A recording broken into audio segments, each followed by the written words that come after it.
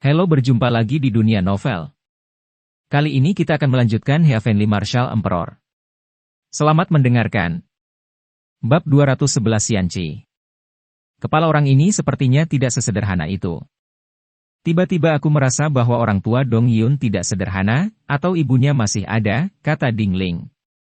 Naga melahirkan naga, Phoenix melahirkan Phoenix, kualifikasi Dong Yun dan Dong Yao tidak buruk. Zuoyu mengetahui hal ini dengan sangat baik, dia menghabiskan anggur di dalam botol dan kembali untuk melanjutkan kultivasinya. Kultivasinya tidak lebih dari menarik kumpulan ilmu pedang yang tidak disengaja dan menampilkan seni bela dirinya sendiri.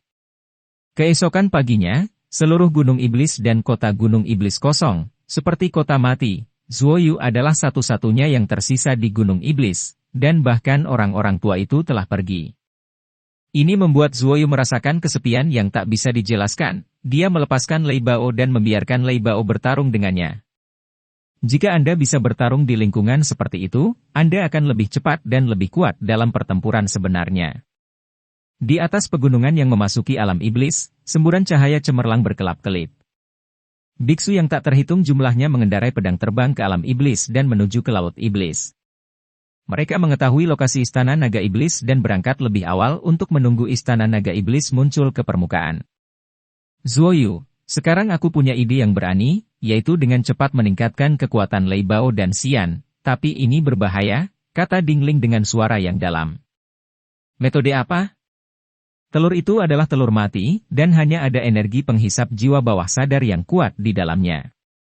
Aku berencana membiarkan Lei Bao dan Xian menyerap telur itu dan membiarkan mereka menyatu ke dalam telur. Jika mereka berhasil, mereka akan mendapatkan kekuatan besar. Telur binatang telah menyerap energi kuat yang tak terhitung jumlahnya selama bertahun-tahun, dan kebanyakan dari mereka adalah energi kuno. Sejak Zuoyu tahu bahwa itu adalah telur mati, dia sangat tersesat. Ini adalah hal pertama yang harus dilakukan, dan hal kedua adalah mengisi kembali aura di Mutiara Qiankun Anda. Jika tidak, Anda tidak akan memiliki cukup bunga roh dan tumbuhan untuk diserahkan ke Istana Yueru. Cara tercepat saat ini adalah menemukan legenda The Immortal Pond di tengah danau, kata Cao Dronling. Ini membuat Zuoyu merasa sangat berat. Sudah setahun sejak perjanjiannya dengan Istana Yueru, karena air di Tianqi di Mutiara Qiankun miliknya mengering, menyebabkan tanaman di dalamnya tumbuh perlahan. Zuoyu berkomunikasi dengan Lei Bao, dan Lei Bao setuju untuk memadukan telur tersebut. Adapun Xian, Zuoyu hanya bisa mengambil risiko, karena Xian telah menanggungnya sepanjang waktu, dan dia sama sekali tidak dapat berkomunikasi dengannya. Senior Chaldron Spirit, lakukan, kata Zuoyu. Di dalam Zuoyu Qiankun Pearl, Xian dan Lei Bao berbaring bersama. Lei Bao pingsan oleh Chaldron Spirit, telurnya melayang, terbelah dua oleh Chaldron Spirit, dan ada semburan cahaya merah yang keluar dari itu. Kedua kelompok energi itu dikendalikan oleh roh kuali dan ditanamkan ke dalam tubuh kedua monster itu. Xian dan Lei Bao segera ditutupi oleh lapisan cahaya merah, membentuk kepompong merah. Sukses! Saya akan membantu mereka mencerna energi lebih cepat dan membiarkan mereka bangun dengan cepat. Selama periode ini, Anda harus tahu bagaimana melakukannya. Cao Dron tertawa. Tentu saja Zuoyu tahu bagaimana melakukannya, pertumpahan darah. Pada tahun lalu, dia telah menyatukan manik Natal Zilain dari klan langit, dan kekuatan pemulihannya jauh lebih cepat. Senior Cao Dron Spirit, kemana kita pergi untuk menemukan Xianqi? Zuoyu mengetahui kekuatan Xianqi dari kata Xianqi. Aku akan memberitahumu secara detail setelah aku membantu kedua monster ini mencerna kekuatan mereka. Setelah 10 hari berlalu, baik Lei Bao dan Xian telah mencerna kekuatan di dalam telur, dan sekarang mereka harus mengandalkan diri mereka sendiri untuk meningkatkan jiwa mereka. Dapat mengendalikan kekuatan yang kuat itu.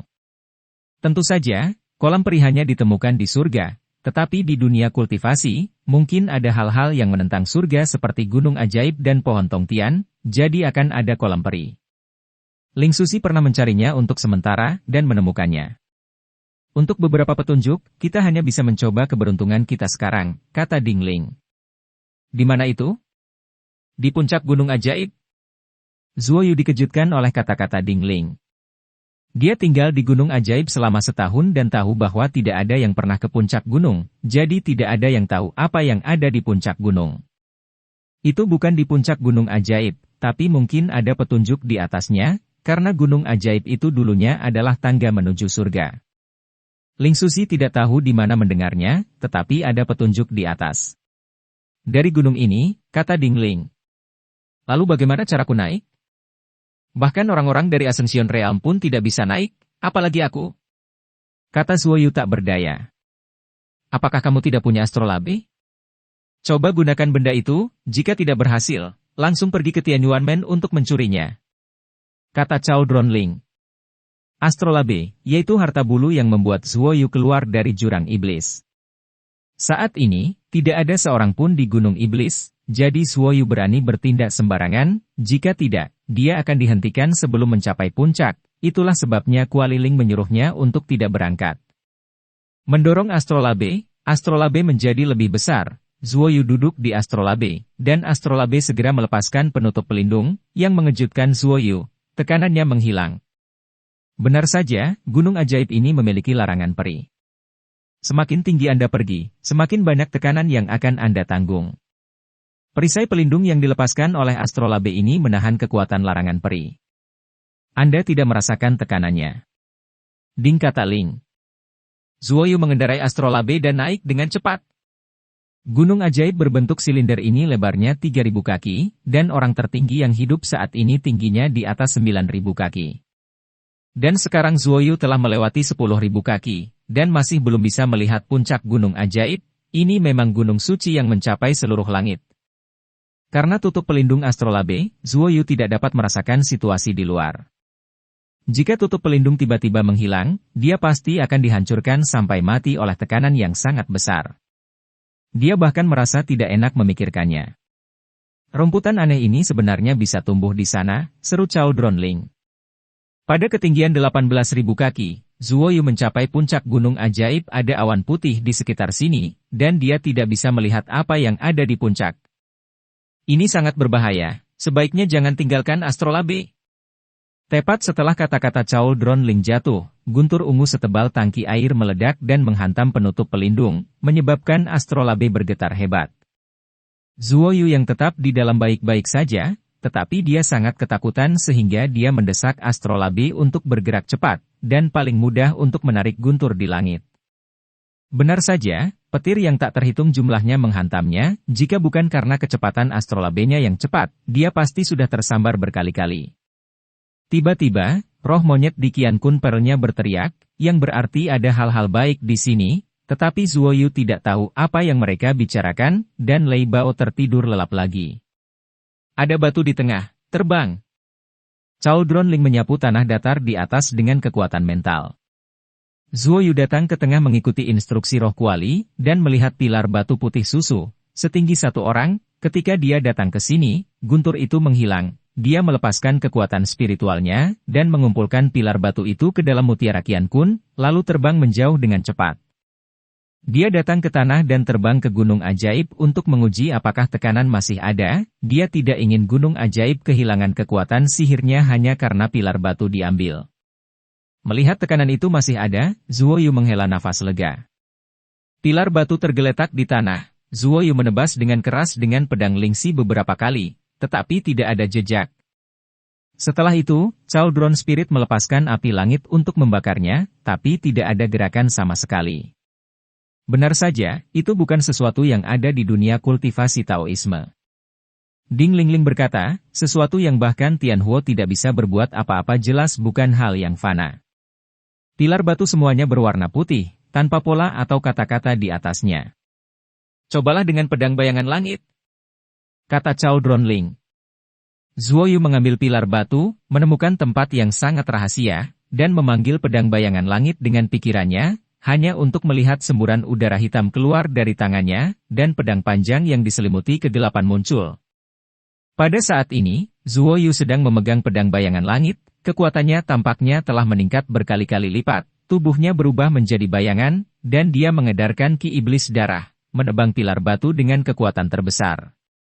Pedang bayangan langit menebas ke arah pilar batu dengan kekuatan yang menakutkan, dan tepat ketika pedang itu menyentuh pilar batu, pedang bayangan langit terpental, dan Zuoyu, yang memegang pedang bayangan langit dengan erat, juga dipantulkan oleh suatu kekuatan, dan jatuh ke tanah. Masih belum ada jejak di pilar batu putih, yang membuat Zuo Yu putus asa, tetapi pada saat ini, retakan hitam muncul di pilar batu dengan cepat, dan pilar batu itu hancur dalam sekejap mata, dan cahaya keemasan keluar dari sepotong kertas yang digulung tergeletak di antara bebatuan. Zuo Yu menyingkirkan pedang bayangan langit, mengeluarkan gulungan kertas itu, dan membukanya. Orang yang menemukan peta ini pasti melalui liku-liku. Ini membuktikan bahwa kamu dan Tianqi memiliki kesempatan, jadi kamu bisa mencari Tianqi sesuai dengan lokasi di peta. Tidak akan ada bahaya di sana. Keabadian awal. Zuo Yu sangat bersemangat ketika melihat tulisan ini, dia tahu bahwa orang ini pasti telah merilis petunjuk di seluruh dunia kultivasi, dan kemudian orang-orang mencarinya, yang semuanya menguji kekuatan dan peluang seseorang. Dia melihat peta dengan hati-hati dan menemukan bahwa Danau Tiantian terletak di sebelah timur alam iblis, bahkan Laut Iblis tidak akan lewat di sana. Zuo Yu segera berangkat, melangkah ke arah timur, ketika seorang lelaki tua kurus sedang memegang botol anggur labu di sebuah gua yang sangat rahasia di puncak gunung ajaib, dan mengeluarkan seruan TSK-TSK suara. Tentu saja, meskipun Ling Suzi tahu bahwa ada petunjuk di gunung ajaib, dia tidak naik karena kekuatannya terbatas. Tidak seperti Zuo Yu yang memiliki astrolabe, yang dapat menahan kekuatan Immortal Forbidden. Sepanjang jalan ke timur, Zuo Yu bertemu banyak orang di jalan, dan bertempur dalam banyak pertempuran. Itu semua adalah pertempuran antara murid abadi dan pembudidaya iblis. Saat menghadapi pertempuran seperti itu, dia diam-diam akan mengambil tindakan untuk membantu pembudidaya kasual Dao Iblis. 10 hari kemudian, Zuo Yu berdiri di luar hutan tempat angin bertiup. Ini adalah pintu masuk ke pegunungan angin. Tidak hanya berangin, tetapi jarak ke Laut Iblis akan lebih jauh. Cauldron Spirit telah memperingatkan Zuo Yu untuk tidak menggunakan astrolabe itu dengan enteng. Jika para murid sekte itu melihatnya, itu pasti akan menyebabkan kematian. Sekarang Zuo Yu tidak yakin apakah ada orang lain di hutan angin liar. Ayo masuk dengan kekuatan sihir transformasi bayangan, kata Cauldron Ling. Setelah tubuhnya berubah menjadi bayangan, Zuo Yu bergerak maju dengan mudah di hutan pegunungan yang berangin. Angin di sini sedikit lebih kencang, yang tidak berbahaya, tetapi seluruh hutan dapat ditiup angin kencang sepanjang waktu, yang memang membuat penasaran. Selama bertahun-tahun, banyak orang masuk untuk menjelajah, tetapi tidak menemukan apapun. Seiring waktu, hanya sedikit orang yang menginjakkan kaki di hutan Gale. Bab 212 mengumpulkan Laut Iblis. Dan angin kencang hutan bertiup dengan angin kencang, pepohonan di sini semuanya agak miring. Zuo Yu ingat bahwa tempat di mana kolam peri ditunjukkan di peta berada di tengah gunung, dan dia ingin memasuki gua. Dia mengikuti peta, dan setelah 7 hari, dia akhirnya melihat gunung di peta. Gua itu berada di sisi gunung. Dia mengendalikan tubuhnya dan terbang dengan cepat, mencari gua. Setelah 1 jam berlalu, dia melihat sepotong kecil batu putih susu di antara tumpukan rumput. Dia dengan cepat menyingkirkan rumputan yang berantakan, dan sebuah pintu batu putih muncul di depan matanya. Yang mengejutkannya adalah banyak tanda berantakan di pintu batu itu, seolah-olah seseorang telah menebasnya dengan senjata tajam. Seseorang telah menemukannya sebelumnya, tetapi mereka tidak dapat membuka pintu batu itu. Mampu meninggalkan jejak pada batu semacam ini menunjukkan bahwa kekuatan orang ini luar biasa. Zuo Yu memanggil pedang bayangan langit, menebas pilar batu seperti terakhir kali. Dia dipantulkan oleh gerbang batu lagi. Gerbang batu itu hancur. Zuo Yu melihat dinding batu yang dikelilingi oleh putih susu, jelas untuk mencegah orang lain menggali. Di tempat lain, pedang bayangan langit mungkin memiliki kekuatan khusus yang dapat menghancurkan batu aneh ini, kata Dingling. Kekuatan Zuo Yu saat ini masih sangat lemah, dan orang yang dapat menggunakan senjata tajam untuk membuat tanda di batu setidaknya sama dengan sekuat level makhluk surgawi, bahkan Ascension Realm. Zuo Yu berjalan cepat ke lorong, dan dia tidak merasakan sedikit pun nafas energi di dalam, yang membuat beberapa orang ragu apakah benar-benar ada Tianqi di dalamnya, tetapi ketiga monyet di Mutiara Qian Kun miliknya berteriak. Saat ini, dia yakin bahwa dia telah memasuki tengah gunung besar, tetapi dia belum melihat apa-apa, dan jalan itu sepertinya tidak berdasar. Ketika dia berjalan 10 langkah ke depan, dahinya sakit, dan dia menabrak sesuatu. Jadi ini tembok? Zuo Yu menyentuh bagian depan dan menemukan tembok aneh. seolah transparan, karena Zuoyu bisa melihat jalan di depan, tapi dia tidak bisa melewatinya. Dengan gelombang pedang bayangan langit, Zuoyu dipantulkan kembali dengan kekuatan besar, menyebabkan dia jatuh ke belakang, dan dinding transparan di depan tiba-tiba hancur, dan jalan di depan menghilang, berubah menjadi kabut putih. Kabut putih meluap dari pintu, dan ada aura yang sangat kuat di kabut ini. Ini adalah energi abadi, teriak Cao Dronling. Zuoyu, yang linglung, tiba-tiba berdiri, dengan cepat berjalan melewati pintu, dan melihat sebuah danau. Gunung besar itu benar-benar dilubangi, dan keempat dinding di lereng gunung semuanya dipotong dari batu putih susu semacam itu. Danau itu lebarnya sekitar 2000 kaki, dan ada lapisan kabut putih yang mengambang di atasnya, dan di sana ada cairan putih pucat di dalamnya. Ini bukan kolam peri terbaik, tapi jauh lebih baik daripada Danau Tianqi di Tianyuanmen. Meskipun dapat memancarkan energi peri, itu bukan yang terkuat dan paling murni, tapi cukup, kata Cao Dronling. Ini adalah kolam peri, dan yang ada di dalamnya adalah air peri. Zuoyu melepas pakaiannya dan melompat ke kolam peri ini, kekuatan murni mengalir ke tubuhnya, dan kemudian dia menuangkan air peri ke Mutiara Qiankun. Kolam peri. Di perut gunung segera mengering, dan Zuoyu Qiankun danau kosong di dalam mutiara telah terisi, dan hampir sebulan telah berlalu saat ini, dia melihat batu putih susu di sini, tersenyum puas, dan berjalan pergi dengan cepat. Air surgawi ini cukup untuk sementara, karena mengandung banyak energi, jadi butuh waktu untuk mengkonsumsinya. Ketika habis, mungkin akan lebih dari 10 tahun, Dingling tertawa.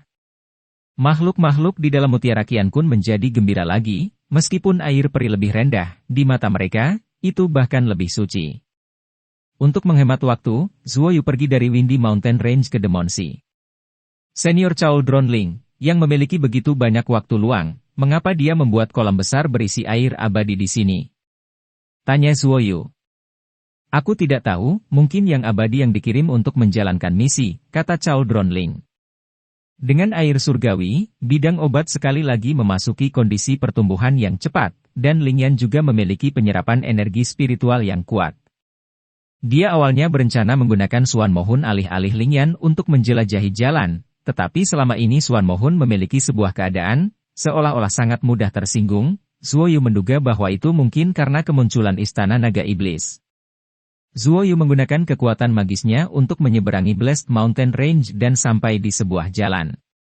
Pada saat ini, sudah 2 bulan sejak Pandai Besi dan yang lainnya berangkat, dan masih banyak orang yang datang, ingin bergabung dalam kesenangan. Di antara orang-orang ini, akan sangat bagus jika 30% dari mereka dapat hidup kembali, kata Cao Dronling. Tak satu pun dari kekuatan orang-orang ini ada di alam Tongsuan, dan para budak naga itu semuanya sangat kuat.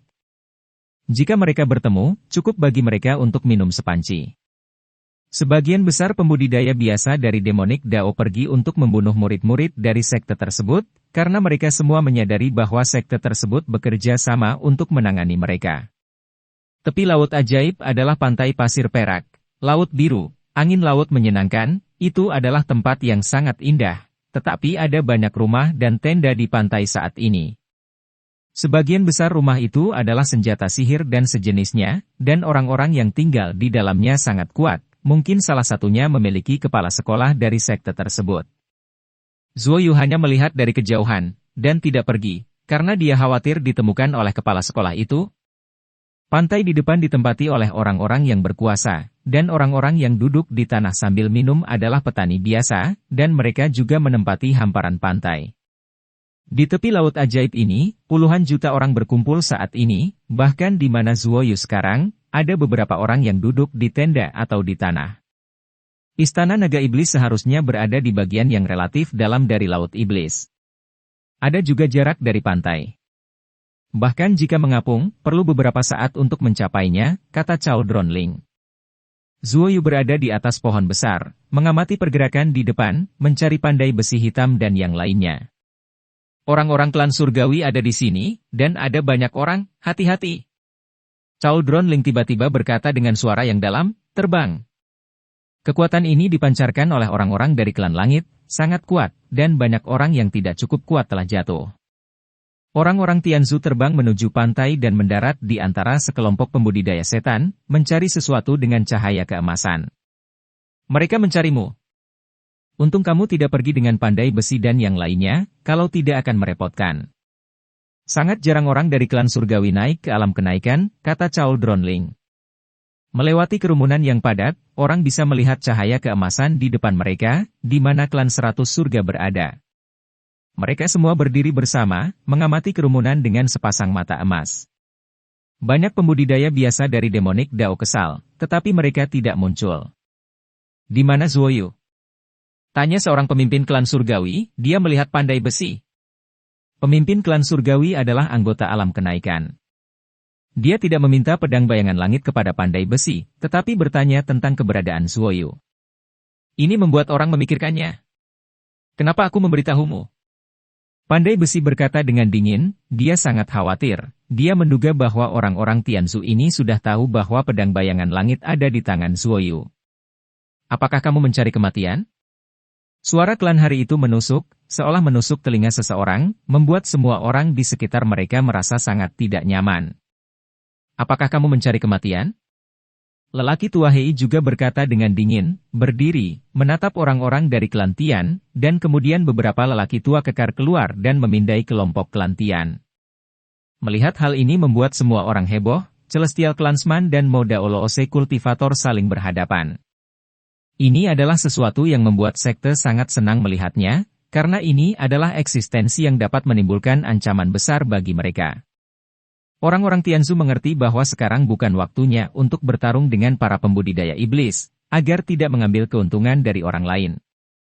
Zuoyu membunuh anggota klan kami yang luar biasa, kami tidak menerimanya, jadi kami ingin bertarung dengannya untuk menyelamatkan muka kami. Pemimpin klan Tian berkata, dia sangat pintar. Dia merasa dia tidak bisa membiarkan mereka kepala sekolah tahu bahwa pedang Tianning ada di tangan Zuoyu, jika direnggut, akan sulit bagi mereka untuk mendapatkannya. Terlebih lagi, masih ada setan yang mengintai sepanjang waktu. Pandai besi hitam merasa lega, dia secara alami tahu apa yang direncanakan oleh orang-orang Tianzu. Untuk benar-benar menghilangkan keraguan orang-orang itu, anggota klan itu berkata lagi, Pandai besi, Anda memiliki pedang bayangan Tian-Tian. Jika Anda bersedia menyerahkannya, kami dapat menukarnya dengan Anda. Segera, dan duduk. Jangan lihat dia juga. Anggota klan mendengus dingin hari itu, dan membawa anggota klannya ke ruang terbuka, melepaskan bola besar, dan masuk melalui lubang. Zuoyu telah melihat bola emas besar ini sebelumnya di pegunungan 10.000 binatang, dan saat itulah dia pertama kali bertemu dengan klan surgawi. Semakin banyak orang, dan pantai penuh dengan orang padat, membentang bermimil jauhnya. 3 hari berlalu, ombak pecah, langit biru yang semula tertutup awan hitam pekat, angin laut menderu-deru, laut mulai bergolak, dan banyak orang segera bersiap-siap. Ah! Roh jahat ini terlalu kuat, istana naga seharusnya mengambang, sebaiknya jangan memimpin. Tunggu dan lihat apa yang terjadi. Seru Cao Drone Spirit. Laut berombak, langit berawan gelap, dan roh jahat menutupi seluruh pantai. Banyak orang lemah mundur dan melarikan diri. Pada saat ini, mereka akhirnya menyadari kengerian istana naga iblis. Berdiri di atas pohon besar, Zuoyu merasa sangat terkejut saat melihat mereka yang melarikan diri dengan panik di bawah. Puluhan juta orang berlari dan berteriak pada saat bersamaan. Istana naga iblis masih mengambang penuh, dan lebih dari separuh orang melarikan diri, karena kekuatan itu memberi mereka perasaan bahwa itu bisa mendominasi semua kehidupan di dunia, yang membuat mereka merasa takut. Orang-orang yang berdiri di pantai adalah kelompok yang sangat kuat, terutama kelompok pembudidaya biasa yang membiarkan ombak menghantam tubuh mereka tanpa menggerakkan otot. Mereka tidak hanya harus menghadapi budak naga, tetapi juga menghadapi sekte-sekte besar itu. Zuoyu berdiri di atas pohon, menatap ke depan dengan wajah tenang, melihat ke wilayah laut di kejauhan, menunggu istana naga muncul ke permukaan, dan anggota sekte itu mengemasi rumah satu demi satu saat ini, berdiri di pantai, menatap serius ke depan. Istana Yueru ada di sini. Tapi kepala sekolah mereka tidak muncul. Kepala sekolah istana Yueru ini terlalu misterius. Ding Ling berkata, dia tidak hanya ingin melihat seperti apa kepala sekolah istana Yueru, bukan hanya dia siapa yang mau, semua orang mau. Bab 213 memasuki istana naga iblis. Sebuah garis putih tiba-tiba muncul di laut setelah memasuki istana naga iblis. Jika Anda perhatikan dengan teliti, Anda dapat melihat bahwa itu adalah gelombang setinggi 10 kaki. Gelombang menyapu, dan orang-orang yang berdiri di pantai terbang satu demi satu untuk menghindari gelombang. Ketika mereka terbang tinggi di langit, sepotong kecil kabut hitam muncul di kejauhan di depan mereka. Istana diselimuti warna hitam kabut muncul di depan mata mereka. Dilihat dari kejauhan, istananya sangat kecil, tetapi orang-orang di Ascension Realm terkejut. Sebelumnya, mereka hanya bisa mendeteksi sebuah istana di laut dalam, dan itu jauh dari pantai. Sekarang mereka bisa melihat istana, yang artinya istana itu sangat besar. Istana ini terlihat seperti kotak hitam kotak, yang berbeda dari bangunan yang pernah dilihat Zuoyu sebelumnya. Laut bergoyang, dan ombak masuk. Sekelompok orang terbang, dan pedang terbang. Pedang, menghadap ke angin laut menderu-deru, bergegas menuju gedung persegi di kejauhan. Ada yang maju, ada yang mundur. Mereka yang mundur merasakan kengerian istana naga iblis. Banyak orang baru saja hanyut oleh ombak. Saat ini, mereka hanya bisa menunggu dan melihat. Zuoyu masih berdiri di pohon besar, menonton dari kejauhan. Karena terlalu banyak sosok dari kelompok orang itu, dia tidak menemukan sosok Dong Yun dan Bai Shanshan. Tiba-tiba terdengar lolongan elang yang panjang dan angkuh, yang mengejutkan semua orang. Mereka semua adalah orang-orang yang tahu barangnya, dan mereka tahu bahwa elang yang bisa melolong seperti itu pasti bukan elang biasa. Benar saja, seekor elang hitam besar muncul di langit, dan seorang pria parubaya yang mengesankan berdiri tegak di punggung elang, meluncur menuju istana persegi di kejauhan, dengan kecepatan yang sangat cepat, melampaui pemimpin dalam sekejap mata. Sekelompok orang itu dia. Zuoyu tidak bisa menahan diri untuk tidak berseru. Pria parubaya itu adalah orang yang dia temui di reruntuhan, dan dia bahkan memberinya bunga embun darah. Saat itu, pria parubaya ini masih akan berurusan dengan iblis beracun kuno, dan dia masih seorang pejuang. Begitu pria parubaya muncul, wajah Ascension Realm dan kepala sekolah menjadi sedikit aneh. Bagaimana mereka bisa gagal untuk melihat bahwa pria parubaya itu adalah seorang pejuang? Mereka sudah tahu bahwa ada banyak prajurit seperti itu. Tersembunyi di dunia kultivasi, tetapi jarang muncul, para pejuang ini juga merupakan kekuatan yang mengancam keberadaan mereka. Banyak orang yang mampu tetapi tidak berani bergerak maju sedang menonton, pada saat ini Zuoyu tiba-tiba melihat sosok yang dikenalnya. Feng Tua, kata Zuoyu melalui transmisi suara. Feng Yun gemetaran, dan segera menoleh untuk melihat sekeliling, dan tiba-tiba melihat sehelai daun bergetar di pohon, dia terbang di atasnya, dan segera datang ke sisi Zuoyu. Nak, kenapa kamu tidak pergi? Feng Yun berkata dengan gembira di wajahnya. Meskipun dia berada di alam Tongsuan, dia tidak yakin untuk bertahan di dalamnya, tetapi sekarang berbeda karena Zuoyu ada di sana. Old Feng, apakah kamu melihat salah satu kenalanku? Tanya Zuoyu. Ya, Dong Yun, Bai Shanshan, dan Leng Yanxuan semuanya ada di sini. Feng Yun tertawa dan menatap Zuoyu dengan mata aneh.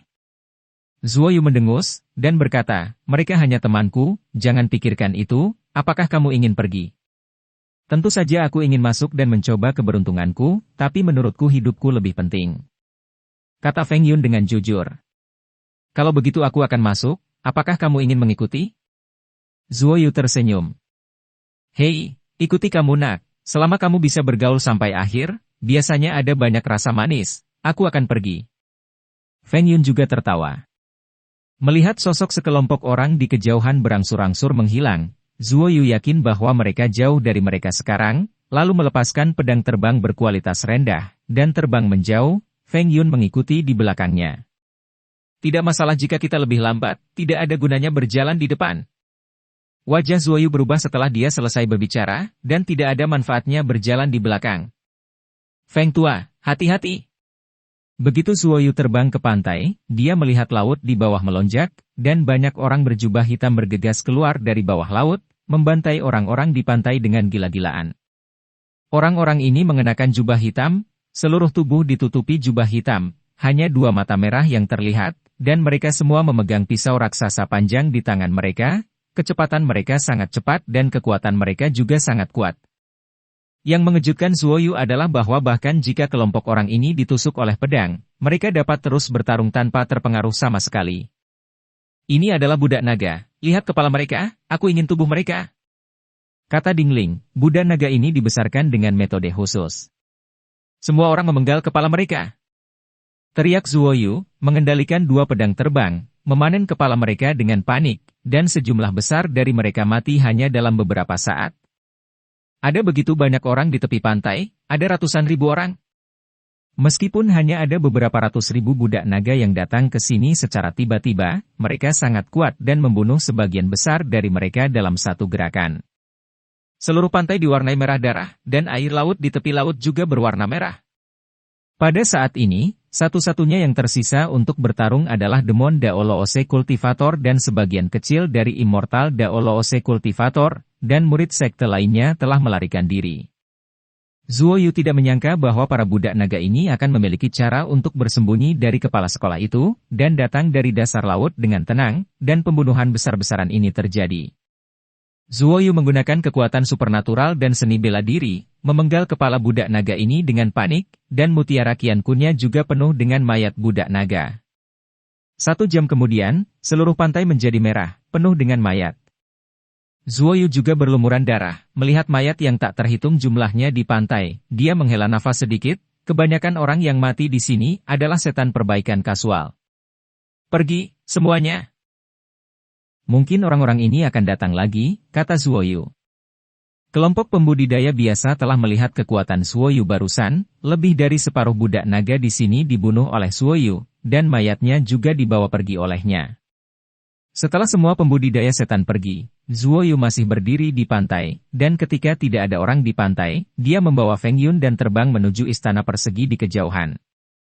Orang-orang kuat di depan semua berpikir bahwa ada banyak orang di pihak mereka, dan mereka tidak akan takut bahkan jika mereka menghadapi serangan skala besar. Tetapi mereka tidak menyangka bahwa sejumlah besar budak naga akan bersembunyi dari mereka dan diam-diam menyentuh pantai untuk melakukan serangan besar-besaran. Untungnya, Zuoyu ada di belakang, jika tidak korban akan lebih parah. Awan gelap di langit menghilang, dan laut menjadi sangat tenang.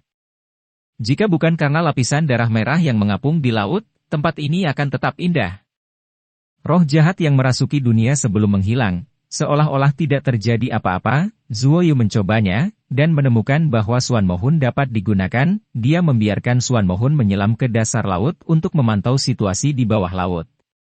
Ada beberapa jejak di bawah dasar laut yang ditinggalkan oleh para budak naga tadi. Saat ini, bawah tanah tenang, yang membuat Zuoyu merasa lega. Zuoyu menatap istana hitam seperti kotak persegi di depannya, pedang bayangan langit di tubuhnya sedikit bergetar, yang membuatnya merasa tidak nyaman, dan orang di depan seharusnya sudah tiba di istana naga iblis. Tetapi tidak ada gerakan saat ini, begitu tenang mengerikan. Feng Yun mengikuti Zuoyu tanpa bersuara, dan dia juga memperhatikan sesuatu yang aneh, karena di sini terlalu damai, sama sekali tidak seperti istana naga yang legendaris. Apakah mereka semua masuk? Zuoyu bergumam. Mungkin para budak naga itu membiarkan mereka masuk. Lagi pula, itu adalah wilayah mereka, jadi mudah untuk memulai, kata Feng Yun.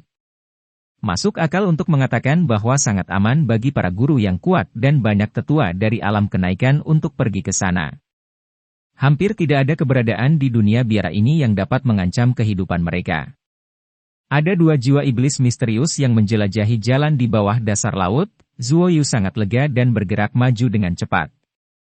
Setelah 1 jam berlalu, Zuoyu melihat istana hitam persegi itu dengan jelas. Setinggi ratusan kaki, tidak mungkin untuk memperkirakan seberapa besar Zuoyu. Singkatnya, istana naga iblis seperti pulau besar, menempel di laut. Bagian luar Demon Dragon Hall terbuat dari semacam batu hitam legam, yang terhubung erat tanpa retakan. Sebuah pintu besar di depannya terbuka, ditutupi lapisan kabut hitam. Zuoyu melihat lebih dekat, tetapi tidak menemukan jejak pertempuran atau darah, yang berarti bahwa sekelompok orang masih aman setelah mereka datang ke sini. 2 jiwa iblis misterius muncul dari laut dan terbang kembali ke mutiara Qian-kun milik Zuoyu. Saat ini, Zuoyu dan Feng Yun sama-sama berdiri di depan gerbang istana naga iblis. Lapisan cahaya merah. Pada titik ini, Zuoyu menjadi sedikit melankolis, Gerbangnya tampak seperti lubang ajaib yang menelan segalanya, dan dia sedikit ketakutan saat ini. Dia ingin memanggil jiwa iblis misterius untuk menjelajahi jalannya, tetapi jiwa iblis misterius itu memiliki kelainan, jelas takut pada semacam kekuatan. Kemudian, mengira pandai besi itu, Dong Yun, Bai Shanshan, dan orang lain yang dekat dengannya masih di dalam, dia menarik napas dalam-dalam dan melangkah masuk, diikuti oleh Feng Yun.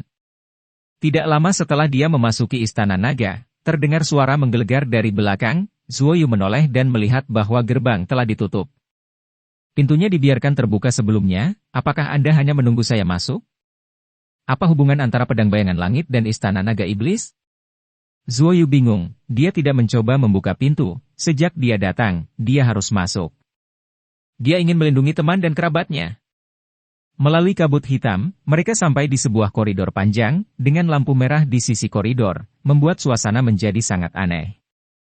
Berjalan melalui koridor panjang, mereka memasuki aula yang relatif besar, dengan 3 pintu di masing-masing dari 3 dinding.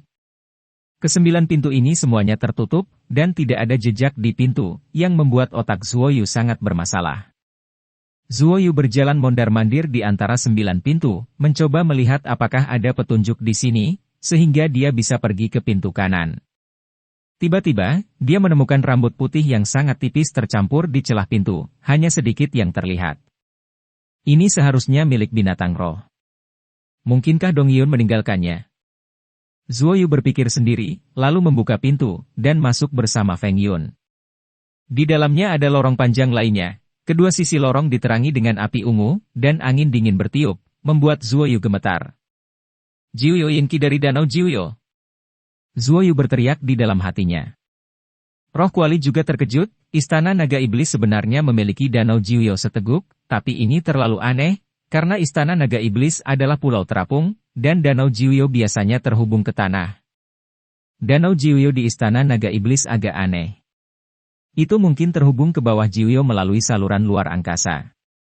Tampaknya Danau Jiuyo dipindahkan ke sini oleh Naga Iblis, kata Cao Dronling. Bab 214 Dua binatang memecah kepompong. Pegunungan Qianyun, Tanah Kematian Tianlei, Pegunungan 10.000 binatang, dan alam iblis bawah tanah Dajiang semuanya telah muncul Danau Jiuyo, yang semuanya berada di tempat yang berbahaya dan tersembunyi Danau Jiuyo yang terpencil. Untuk menyempurnakan kekuatan supernatural transformasi bayangannya, Zuo Yu harus menemukan Danau Jiuyo bagaimanapun caranya, dan menyerap Jiuyo Yinki di dalamnya. Berjalan di sepanjang lorong, jalannya sangat tenang dan tidak mengalami serangan apapun, yang membuat Zuo Yu sangat bingung. Jika tidak mungkin untuk mengatakan bahwa Istana Naga tidak dalam bahaya, sejumlah besar budak naga menyerang pantai sebelumnya, terlihat bahwa para budak naga ini haus darah. Ketenangan semacam ini tidak normal, membuat Zuo Yu dan Feng Yun gelisah. Mereka hanya bisa bergerak sekarang. Setelah berjalan sekitar setengah jam, Zuo Yu melihat genangan darah di 2 dinding lorong, dan itu sama di dinding depan. Zuo Yu terkejut, mengetahui bahwa pasti ada bahaya di sini. Benar saja, dinding di kedua sisi lorong bergerak perlahan. Pada saat ini, Zuo Yu mengerti mengapa ada begitu banyak potongan daging di dinding. Banyak orang yang dihancurkan sampai mati oleh gabungan dinding batu ketika mereka lewat di sini. Lari! Zuo Yu meraih Feng Yun, menggunakan kekuatan transformasi bayangannya, dan berlari ke depan. Kecepatannya sangat cepat. Sebelum kedua dinding batu itu banyak bergerak, dia meninggalkan lorong ini dan datang ke sebuah ruangan. Ada 3 lorong di sini kamar, yang membuat Zuo Yu tertekan. Istana Naga Iblis jelas dimiliki oleh orang Yin.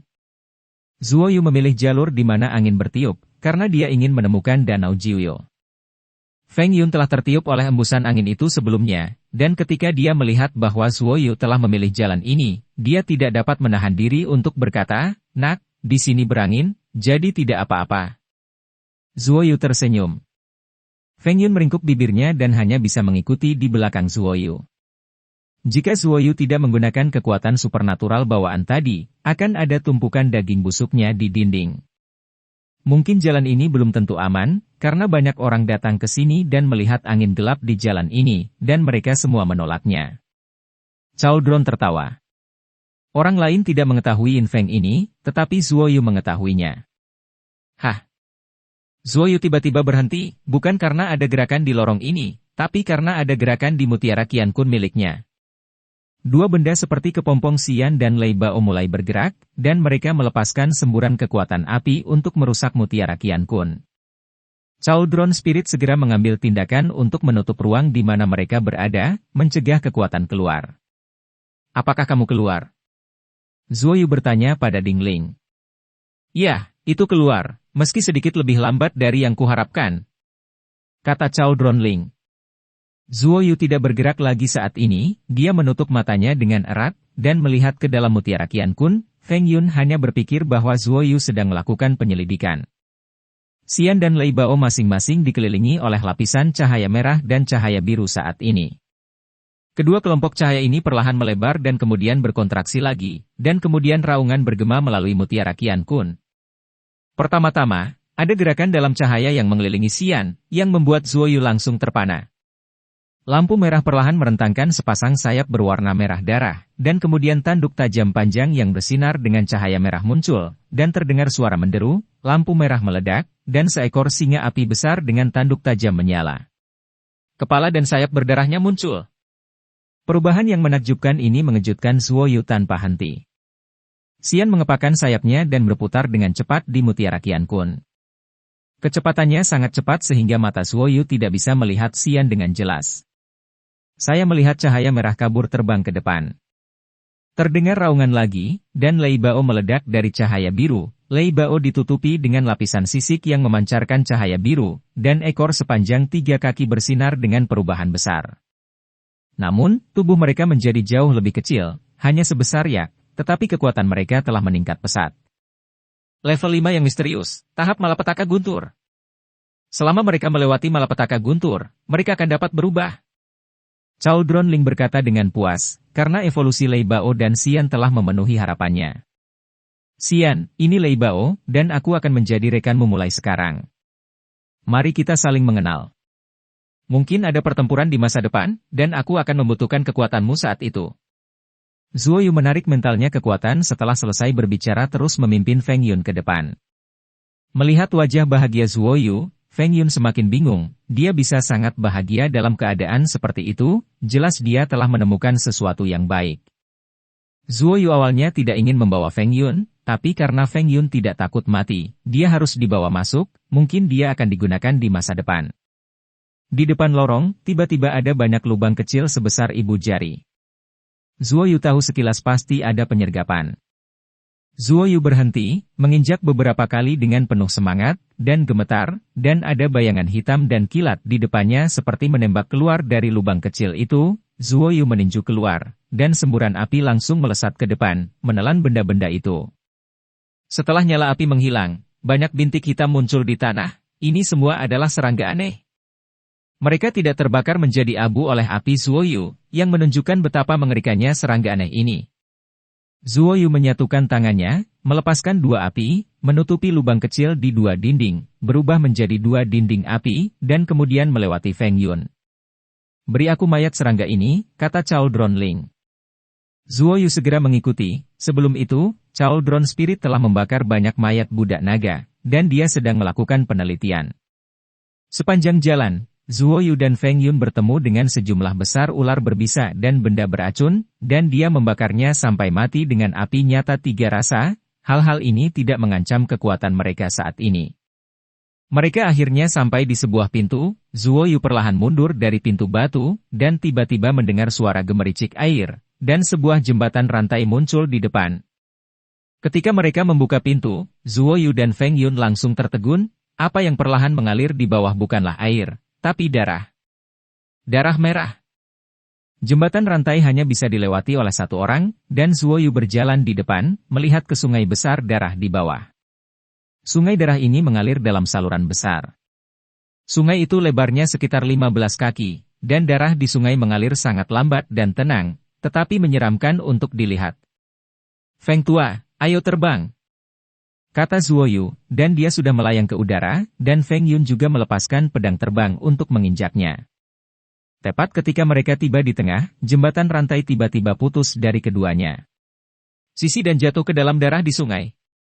Melihat darah yang terciprat, Zuoyu segera meraung, ada sesuatu di bawah sana. Begitu.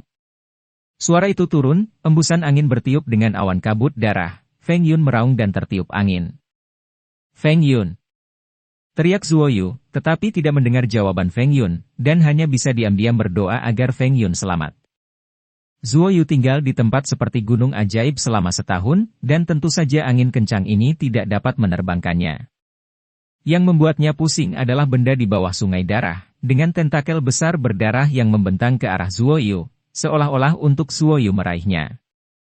Zuoyu menebas beberapa pedang Qi, dan memotong semua tentakel yang terbentang dalam sekejap, yang membuatnya semakin pusing, karena dia melihat gelombang darah yang tinggi mengalir deras di depan sungai darah, hampir membunuh bagian A tertutup. Zuoyu menggunakan kekuatan bayangannya untuk terbang menuju pintu, dan pintu ditutup begitu dia masuk. Berbahaya, jika tersapu oleh darah itu, konsekuensinya akan menjadi bencana. Kata Zuoyu dengan rasa takut yang masih ada. Ini semua darah manusia.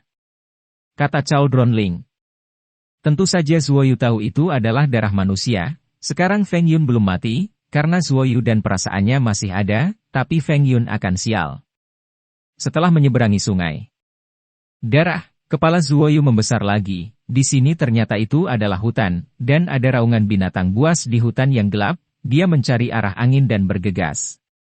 Bayangan hitam melompat keluar, menghalangi jalan Zuoyu. Itu adalah monster. Seekor serigala bersisik hitam, dengan mata merah bersinar.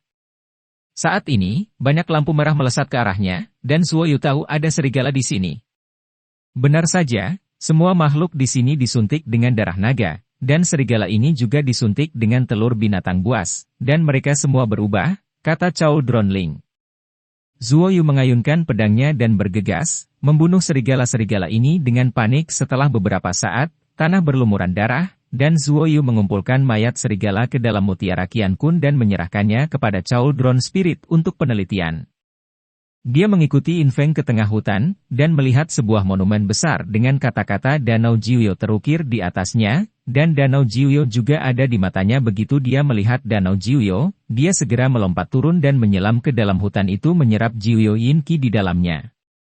10 hari kemudian, Zuoyu keluar dari Danau Jiuyo dan terus berjalan ke depan. Dia bisa menyerap Jiuyo Yin Qi di bawah Danau Jiuyo, yang berarti Danau Jiuyo itu nyata dan bisa mengarah ke Danau Jiuyo. Apa harta karun? Ada sekelompok besar monster. Teriak Zuoyu, dia sudah lama berada di dalamnya, tapi dia tidak melihat harta yang dikumpulkan oleh naga legendaris. Apalagi sekarang dia telah memasuki hutan dan tersesat di dalamnya. Zuoyu melihat ke langit, dan hanya bisa melihat kabut hitam yang mengepul. Dia sangat ingin menemukan Dong Yun, tetapi ketika dia berada di luar, Dong Yun tidak berkomunikasi dengannya dan tidak menyerap kekuatan manik-manik rohnya. Yang membuatnya merasa sedikit gelisah. Dia khawatir malapetaka Dong Yun sudah dimulai. Kontrak antara kamu dan Nona Dong telah direvisi.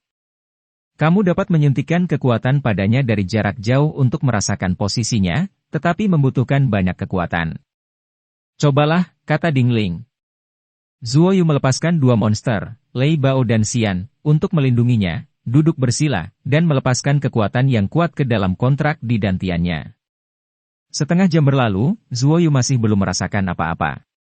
1 jam berlalu, dan dia menjadi sedikit bersemangat, karena dia menyadari bahwa kekuatannya perlahan terkuras. Setelah beberapa saat, kekuatan yang melekat di sekitar pola kontrak tiba-tiba terkuras dengan cepat, menunjukkan bahwa Dong Yun telah merasakannya dan menyerapnya ke dalamnya. Kekuatan dari ke selatan. Zuoyu menyingkirkan Xian dan Lei Bao, menggunakan kekuatan sihir transformasi bayangan, dan berlari dengan kecepatan tercepat. Setelah beberapa saat, dia diblokir oleh tembok tinggi. Dia tahu bahwa bagian dalam istana naga iblis terbagi menjadi banyak tempat, dan tempat dia berada masih di luar istana naga iblis. Tempat-tempat ini khusus digunakan untuk orang yang terjebak. Zuoyu mencobanya dengan kekuatan transformasi bayangan, dan kekuatan besar itu langsung menghilang, yang membuktikan bahwa tembok itu terbuat dari jenis batu khusus. Dia tidak bisa menggunakan Shadow Transformation Pass, jika dindingnya sangat tebal, akan berbahaya jika dia tiba-tiba terjebak di tengah. Ruang di Istana Naga Iblis memiliki batasan yang sangat kuat, yang memblokir ruang. merapal mantra ruang seperti teleportasi tidak akan berpengaruh apapun. Tingkat batasan apa yang dapat memblokir ruang? Zuoyu tercengang. Aku bahkan bisa menghancurkan batu seperti gunung iblis, apalagi dinding batu semacam ini. Kata Zuoyu sambil mengguncang pedang Lingxi. Bab 215 Banyak Jebakan. Tubuh Zuoyu diubah menjadi bayangan, kekuatannya meningkat beberapa kali, dan kemudian iblis darah meledak, dia mengangkat pedang Lingxi, menebas pedang, meledakkan bayangan pedang di seluruh langit, dan bayangan pedang memadat penusuk tajam ditarik keluar dan ditusuk di dinding, dan lubang seukuran jari segera muncul. Zuoyu dikejutkan oleh keteguhan dinding batu. Dengan keras, Zuoyu meninju dinding, dan terjadi kilatan petir, dan dinding batu itu sama sekali tidak peduli. Biarkan aku melakukannya. Kata Cao Dronling, bebatuan di Gunung Iblis tidak dibuat oleh Zuoyu, mereka semua mengandalkan Jiusuan Tianhuo miliknya. Dengan bantuan roh kuali, Zuoyu dengan cepat membuat lubang seukuran kepala, baru kemudian dia menyadari mengapa tembok itu begitu kuat, karena tebalnya 10 kaki penuh. Melihat melalui lubang, Zuoyu langsung tertegun, baru kemudian dia menyadari bahwa apa yang dia temui bukanlah apa-apa, karena dia melihat pemandangan di sisi lain tembok. Monster besar, budak naga berjubah hitam yang tak terhitung jumlahnya, serangga terbang yang tak terhitung jumlahnya melayang di udara, dan zat beracun di tanah, sekelompok orang berkelahi dengan budak naga di dalamnya. Budak naga ini sangat kuat, dan mereka semua berada di atas alam Tongshuan. Di sisi lain tembok batu ini ada alun-alun besar, yang juga merupakan makam. Tidak ada seorang pun di atas Ascension Realm di sini. Sepertinya mereka telah dibubarkan. Kata Cao Dronling. Mayat jatuh di depan, sekelompok racun segera terbang, dan berubah menjadi tulang dalam sekejap mata, bagian dalamnya dalam kekacauan. Saat ini, Zuoyu sedang mempertimbangkan apakah akan pergi ke sana atau tidak. Cukup dia bisa melewati lubang kecil itu dengan menggunakan kekuatan sihir bayangannya. Kakak senior, bagaimana sisimu sekarang? Zuoyu berkomunikasi dengannya dengan kekuatan mentalnya, dia tidak bisa melihat seluruh sisi melalui lubang kecil, dan tidak bisa melihat sosok Dong Yun. Di mana kamu, Shanshan dan aku bersama, situasinya sangat buruk, para budak naga ini lebih kuat dari yang kita bayangkan. Jawab Dong Yun dengan nada tergesa-gesa. Cepat serap kekuatan di Spirit Beat, rasakan posisiku dan datang ke arah kita, kata Zuoyu. Setelah Dong Yun merasakan arah Zuoyu, dia menoleh dan hanya melihat tembok besar. Dia meminta Bai Shanshan dan dia untuk pergi ke tembok itu. Bai Shanshan sedikit bingung, karena lokasi mereka saat ini relatif aman, dan bergerak dengan mudah akan menyebabkan mereka menderita serangan yang lebih kejam. Meskipun dia bingung, dia tetap mengikuti instruksi Dong Yun dan membunuh mereka sepanjang jalan. Api neraka Bai Shanshan adalah yang paling ditakuti oleh makhluk jahat ini, bahkan Long Nu, yang lebih kuat darinya, tidak berani mendekatinya dan membiarkan dia dan Dong Yun lewat. Ketika mereka sampai di tembok, Dong Yun melihat sebuah lubang, dan berjalan bersama Bai Shanshan. Karena semua orang sibuk berkelahi, mereka bahkan tidak menyadari ada lubang di dinding. Dong Yun dan Bai Shanshan baru saja tiba di lubang ketika mereka dicengkeram oleh sepasang tangan yang mereka kenal. Ketika mata mereka menjadi gelap, mereka melihat Zuoyu cekikikan. Dong Yun dan Bai Shanshan melihat sekeliling dengan heran. Meskipun di sini adalah hutan yang gelap, jauh lebih baik daripada di sisi lain. Setidaknya mereka tidak akan menemukan serangga beracun dan racun yang membuatnya sakit. Adik laki-laki! Teriak Bai Shanshan, dan bergegas menuju Zuoyu, memeluknya dengan erat. Melihat Dong Yun di sini, Zuoyu tidak berani memanfaatkan Bai Shanshan, jadi dia tertawa kering dan mendorong Bai Shanshan pergi. Kakak senior, ayo istirahat dulu. Kata Zuoyu, mengeluarkan pil dan menyerahkannya kepada mereka. Setelah beberapa saat, baik Bai Shanshan maupun Dong Yun pulih. Di mana Sister Xuan? Bukankah dia bersamamu? Tanya Zuoyu. Ketika kami masuk, kami memasuki pintu yang sama bersama-sama, tetapi ketika kami datang ke sebuah ruangan batu, dia jatuh bersama banyak orang, dan kami belum mengetahui kondisinya, kata Dong Yun, wajahnya dan Bai Shanshan penuh dari kekhawatiran. Jangan khawatir, kami akan menemukannya, kata Zuoyu sambil tersenyum. Belakangan Zuoyu juga mengetahui bahwa ketika sekelompok orang mereka masuk, mereka memasuki 9 gerbang dalam beberapa kelompok. Di tengah jalan, para tetua dan kepala sekolah dari alam Ascension tiba-tiba menghilang, dan kemudian mereka menyeberangi sungai darah ke alun-alun itu. Orang-orang di dalam semuanya adalah murid dari Sekte Dao Abadi. 10 orang dari Istana Yueru semuanya memasuki pintu yang sama. Aku tidak tahu apa yang terjadi pada mereka sekarang, kata Dong Yiyun. Kulit Bai Shanshan sedikit jelek, dan dia kehilangan senyumnya yang biasa. Dia dan Dong Yiyun masuk dengan pakaian putih, tapi sekarang mereka berlumuran darah dan rambut mereka berantakan. Orang bisa tahu betapa sulitnya bagi mereka untuk bertarung.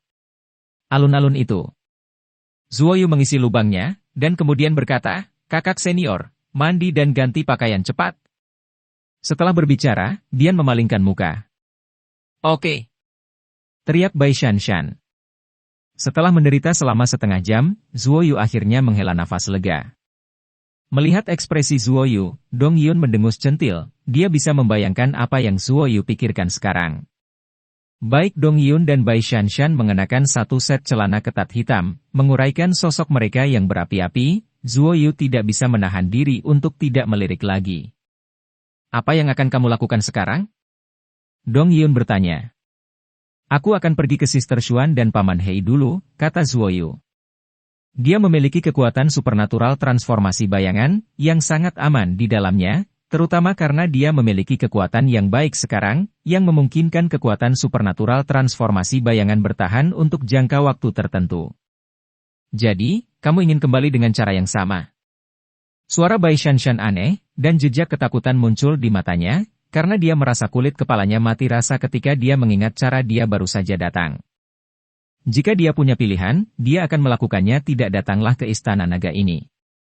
Sepanjang jalan, mereka tidak mendapatkan hal-hal baik sama sekali, hanya jebakan konstan dan beberapa hal mengerikan. Ada hal-hal yang baik, tetapi mereka tidak ada di sini. Anda dapat melihat bahwa ada begitu banyak budak naga di sini, dan kekuatan mereka sangat kuat. Mereka selalu membutuhkan sesuatu untuk dipertahankan agar mereka lebih kuat, jadi jalan di depan semuanya disergap. Mari kita masuk ke sarang mereka. Zuoyu mencubit wajah cantik Bai Shanshan dan berkata, "Ayo pergi." Zuoyu berbalik dan berjalan menuju jalan kembali. Jika Zuoyu ingin menemukan Leng Yanxuan, dia harus berjalan di jalan Dong Yijun dan yang lainnya baru saja berjalan. Terbang langsung di atas sungai ke pintu masuk itu jalan. Dong Yiyun dan yang lainnya bertemu Suehe sebelumnya, yang menunjukkan bahwa Suehe terhubung ke bagian itu. Mendengar Zuoyu akan kembali, Bai Shanshan sedikit enggan. "Bagaimana dengan ini, kamu menungguku di sini, tempat ini seharusnya menjadi tempat yang lebih aman, mungkin pintu masuk ke kedalaman Istana Naga ada di sini, aku akan pergi dan membawa saudari Xuan dan Paman Hei ke sini." Zuoyu berpikir Liao ingin mengatakan bahwa lebih baik dia menangani semua jenis keadaan darurat sendirian. Bai Shanshan mengangguk. Tapi Dong Yiyun sedikit khawatir tentang Zuoyu, dia jauh lebih kuat dari Zuoyu, dan akan lebih baik lagi jika dia bekerja sama dengan Zuoyu lagi. "Kakak senior, jangan khawatir." Zuoyu memberi mereka masing-masing sebotol pil Dahuyuan dan pil Ciang Giok putih. "Tuan." Dong Yiyun mengutuk dengan suara rendah, dan mengambil ramuan itu. Ini adalah pertama kalinya dia memiliki ramuan setingkat pil Bayu Ciang, tetapi Bai Shanshan sudah meminum 2 pil. Zuoyu membuka pintu batu dan melihat aliran darah yang aneh lagi. Dia menyusuri sungai darah, dan setelah sekitar setengah jam, dia tiba-tiba melihat sekilas lubang di kejauhan, dan ada seseorang di dalamnya, dan dia berteriak, "Feng Tua!" Zuoyu terbang dengan cepat. Dan melihat Feng Yun dengan ekspresi pahit di wajahnya, dia berlumuran darah kering, sepertinya dia baru saja dibasuh oleh gelombang darah. "Nak, jika kamu tidak datang, aku akan selesai." Feng Yun tersenyum kecut. Zuoyu awalnya tersenyum, tetapi tiba-tiba mengerutkan kening pada saat ini, karena dia melihat stamina Feng Yun memiliki cakar merah. Dia terbang dengan cepat, berdiri di depan Feng Yun di udara, dan menatap orang di dalam lubang. "Budak naga." Zuoyu tiba-tiba mengulurkan tangan merah menyala untuk meraihnya, dan dengan sekali klik, tangan berdarah yang menjepit stamina Feng Yun dipatahkan oleh Zuoyu. Feng Yun kabur dan langsung terbang keluar, hanya untuk melihat seorang budak naga berjubah hitam terbang keluar, mengulurkan tangan satunya untuk meraih Feng Yun, yang membuat Zuoyu bingung. Yang melukai budak naga itu adalah Zuoyu, tapi dia telah menempel pada Feng Yun, tapi dia tidak membunuh Feng Yun. Hem! Zuoyu mendengus dingin, dan meninju, hanya suara petir yang meledak, dan budak naga itu berubah menjadi sepasang daging cincang. Old Feng, apa yang terjadi padamu? Kenapa dia mengejarmu? Tanya Zuoyu. Batu, bukankah kamu baru saja mengambil salah satu batunya? Kata Feng Yun, melempar batu hitam ke Zuoyu. Zuoyu berubah menjadi batu, dan pedang bayangan langit di tubuhnya bergetar. Hah? Batu ini aneh? Kata Cao Dronling. Zuoyu juga merasa aneh, karena dia merasakan jejak kekuatan merembes ke dalam tubuhnya, diserap oleh pedang bayangan langit. Tiba-tiba, embusan angin bertiup lagi, disertai dengan gelombang darah. Sebelum Zuoyu dapat menjelajahi batu hitam itu, dia melemparkannya ke dalam mutiara Qian Kun, meraih Feng Yun, mengebor ke dalam lubang cekung, dan melepaskan batu hitam itu. Semburan energi dilepaskan, membentuk penghalang pertahanan.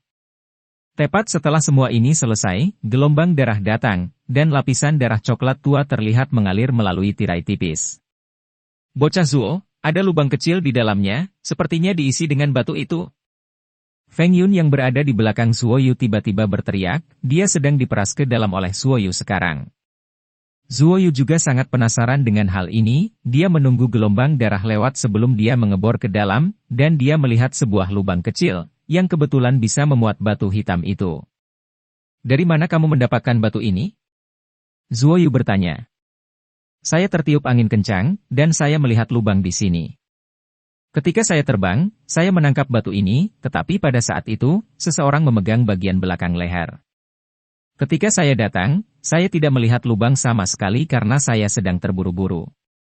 Saya sendirian di dalam, dan pada akhirnya saya dibasuh oleh darah, kata Feng Yun di sini, dengan ekspresi jijik di wajahnya. Zuoyu menyerahkan batu hitam itu kepada Feng Yun, dan dia memakainya. Feng Yun mengambil batu itu dan menggali lubang kecil dengan tangannya untuk mengeluarkan gumpalan darah kering di dalamnya, lalu memasukkan batu hitam itu ke dalamnya.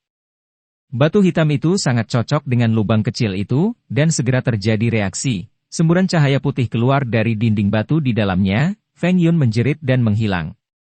Dan cerita kali ini pun berakhir, sampai jumpa di dunia novel berikutnya.